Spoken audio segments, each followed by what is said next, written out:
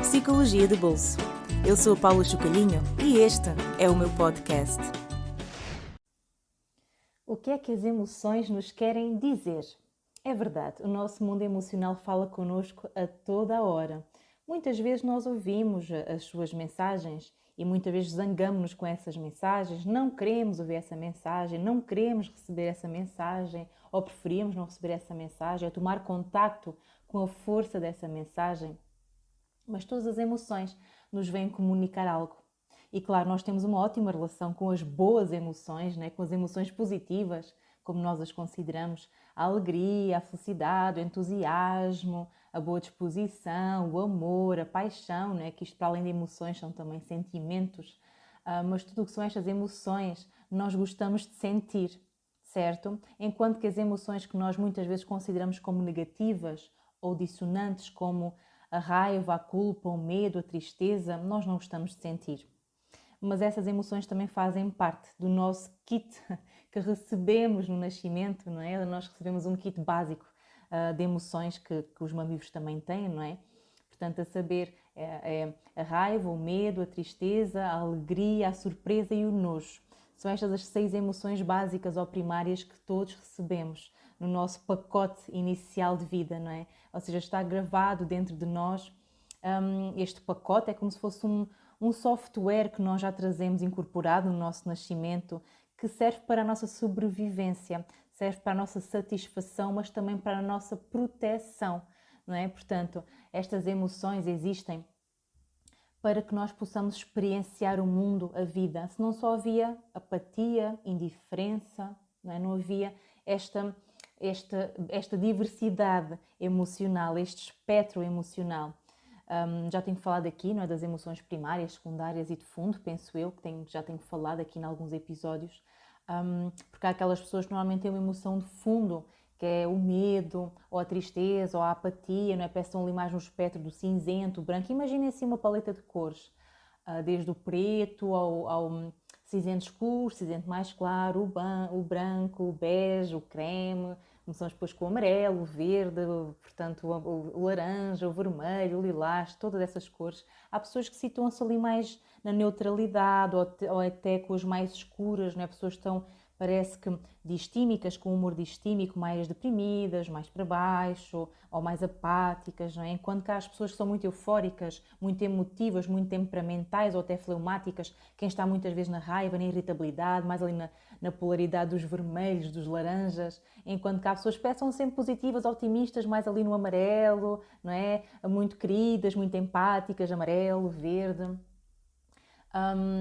Enquanto que sim, há pessoas que parece que não estão nem numa nem noutra, parece que estão apáticas, parece que não mostram uma grande amplitude emocional, não é? Portanto, nós temos essas emoções de fundo, ou seja, uma emoção de fundo é aquela emoção mais comum que nós temos durante um período de tempo ou até em toda a nossa existência, não é? Em que nos acompanha durante mais tempo.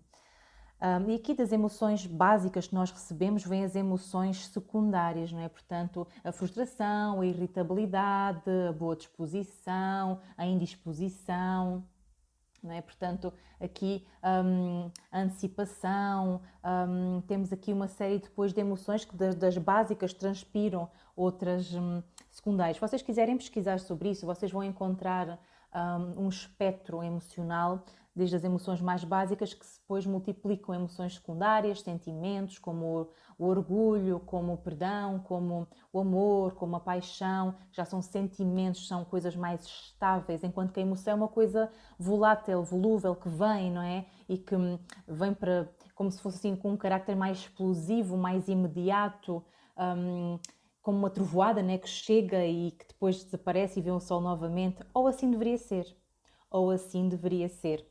Portanto, essas emoções primárias vêm realmente para nos alertar, como o medo que nos diz, tem cuidado, tem atenção, isso é perigoso, ou a raiva, isso não é justo, não concordo, não gosto, não quero, isso não é bom para mim, ou até a tristeza, estou magoado, estou magoada, não estou contente com isto, estou insatisfeito ou insatisfeita, isto é doloroso, isto é muito duro, não é?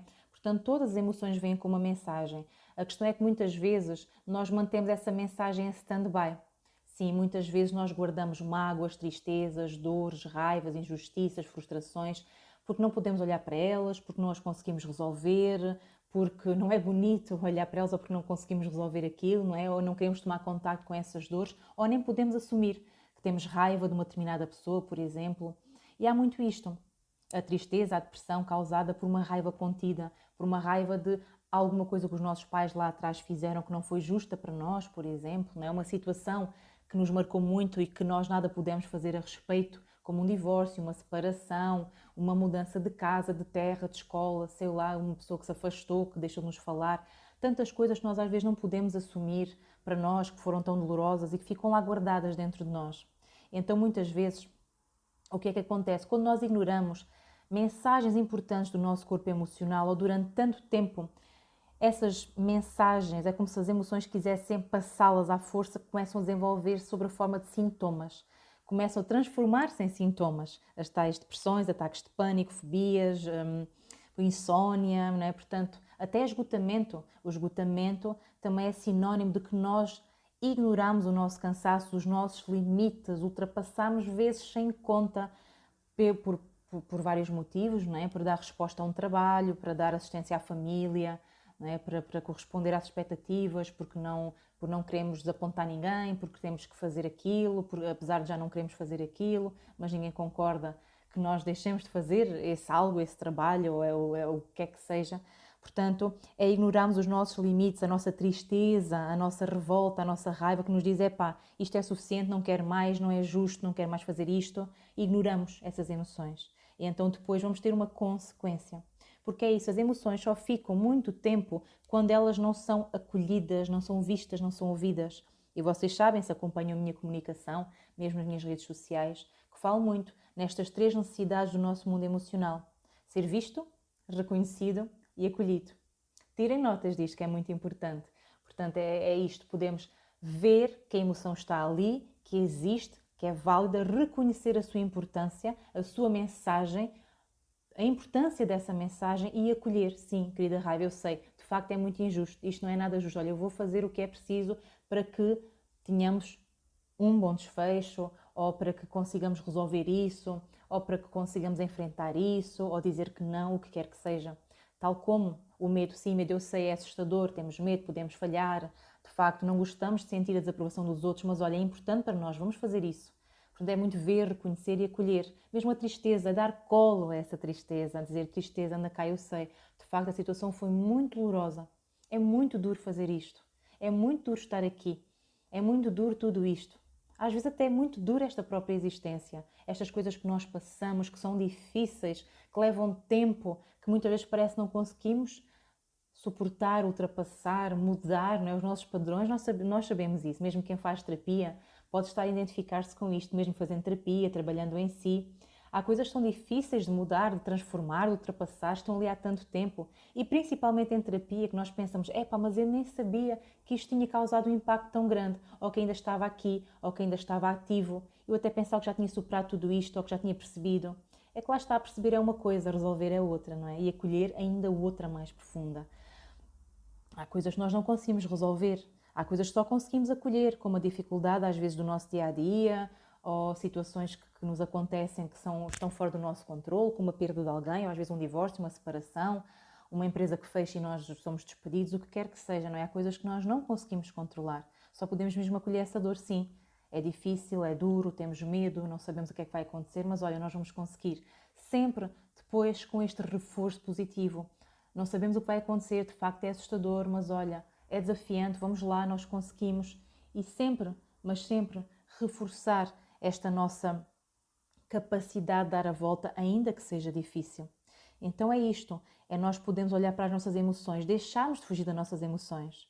Eu acho que nós estamos doentes, a nossa sociedade está doente, porque esta história do patriarcado, da passagem para a mente, para o controle mental de tudo, de todos os processos, do ter que produzir, ter que responder, ter que consumir, ter que trabalhar, né, para ter determinadas coisas. Né? Nós já estamos aqui neste pináculo da autorrealização, muitos de nós, né? Muitos ainda estão na sobrevivência, eu sei, muitos já estão aqui nesta questão da pertença, da estima, mas vamos subindo na escala evolutiva até à realização pessoal. Eu sei que os desafios atuais são muitos, não é? Com as notícias que nós vemos atualmente.